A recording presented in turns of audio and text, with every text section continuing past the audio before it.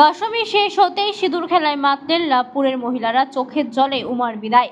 লাভপুরের পুরাতন বাসস্ট্যান্ড সার্বজনীন দুর্গাপুজো মণ্ডপে দশমীর পুজো শেষ হতেই খেলায় মাতলেন এলাকার মহিলাদের পাশাপাশি 8 থেকে 80 সকলেই।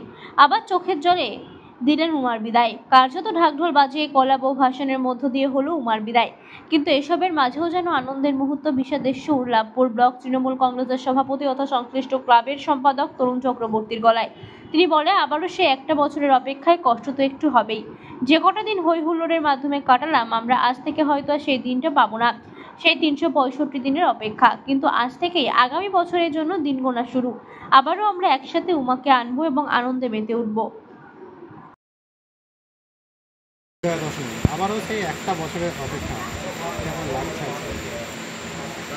এমনিতেই দেখতে পাচ্ছেন প্রকৃতিতে বিষাদের সুর, মেঘ রয়েছে। আমরা বিশ্বাস করি ঈশ্বরে। মায়ের চলে যাওয়া খুবই বেদনাদায়ক, কিন্তু আশার আলো যে আবার 1 বছর পরে মা আবার আসবে। আবার আমরা সাজবো মাতৃ আরাধনায়। প্রায় 1 মাস ধরে আমরা সকলকে সঙ্গে নিয়ে যেভাবে একসঙ্গে ছিলাম মায়ের চরণতলে, এর আনন্দ মানে ভাষায় প্রকাশ করা যাবে না। আমাদের এখানে লাভপুর পুরাতন বাসস্ট্যান্ড সর্বজনীন দুর্গোৎসব কমিটি 200-250 ফ্যামিলির এখানে ইনভলভমেন্ট। তার সাথে লাভপুর ব্লকের যারা বিশিষ্টজন, আমাদের সুবানার দেই, আমাদের পুলিশ প্রশাসন, ব্লক প্রশাসন, প্রত্যেকের, আমাদের বিধায়ক, আমাদের সাংসদ, প্রত্যেকের চূড়ান্ত সহযোগিতা থাকে, যার জন্য এত বড় করে আয়োজন করতে পারি, সবাইকে নিয়ে থাকতে পারি, ভালোবাসার বন্ধনে সবাইকে বাঁধতে পারি।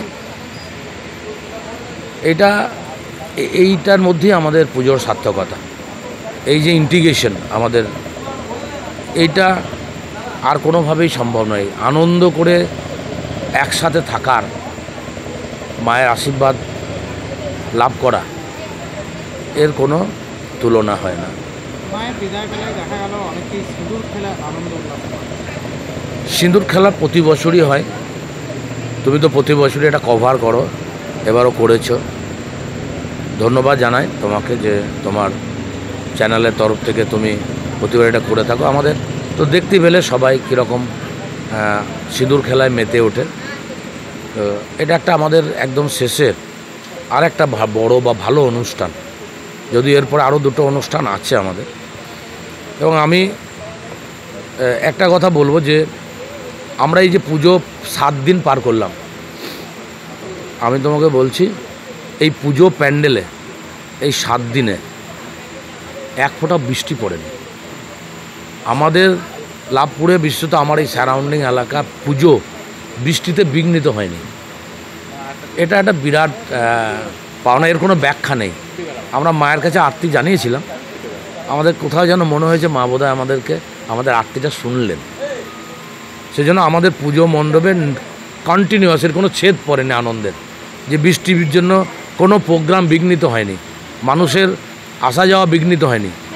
কালকে অন্তত পক্ষে আমার মনে হয় গ্রামে কোনো লোক ছিল না, কিছু না হলেও ঘন্টা 4 1030-এর ওপরে লোক এই প্রতিমা প্যান্ডেল দর্শন করেছে। এবং রাত 2:30টা পর্যন্ত আমি প্যান্ডেলে ছিলাম, তখনও পর্যন্ত দলে দলে লোক এসেছে, যেটা এটা অন্যবারের থেকে যেন একটু আলাদা মনে হলো। তো যাই হোক, আমরা এইভাবেই মাতৃ আরাধনা করলাম, সাঙ্গ করলাম। ঘট বিসর্জন চলেছে, এরপরে বিজয়া দশমীর সকলকে শুভেচ্ছা, আমার শ্রদ্ধা, আমার প্রণাম গুরুজনদের, সমস্ত লাভপুরবাসীকে আমার কৃতজ্ঞতা। সবাই আমরা এইভাবেই যেন ভালোবাসার বন্ধনে আমরা সবাইকে বাঁধতে পারি, সবাইকে নিয়ে চলতে পারি, সবার মন জুগিয়ে চলতে পারি। এই নিজেদের কোনো চাহিদা নেই, সবার সঙ্গে থাকা। কারণ আমাদের এই কমিটির এবং আমার সঙ্গে আরও যে সংগঠন, আরও যে সমস্ত নন পলিটিক্যাল অর্গানাইজেশন রয়েছে, আমাদের মূল মোটোই হচ্ছে কিন্তু আমাদের সম্পর্কই সম্পদ। আমরা এই আপ্তবাক্যটাকে মেনে চলে আমরা সমস্ত সংগঠন করি, কারণ সংগঠন সম্পর্কের উপরে কোনো সম্পদ নাই।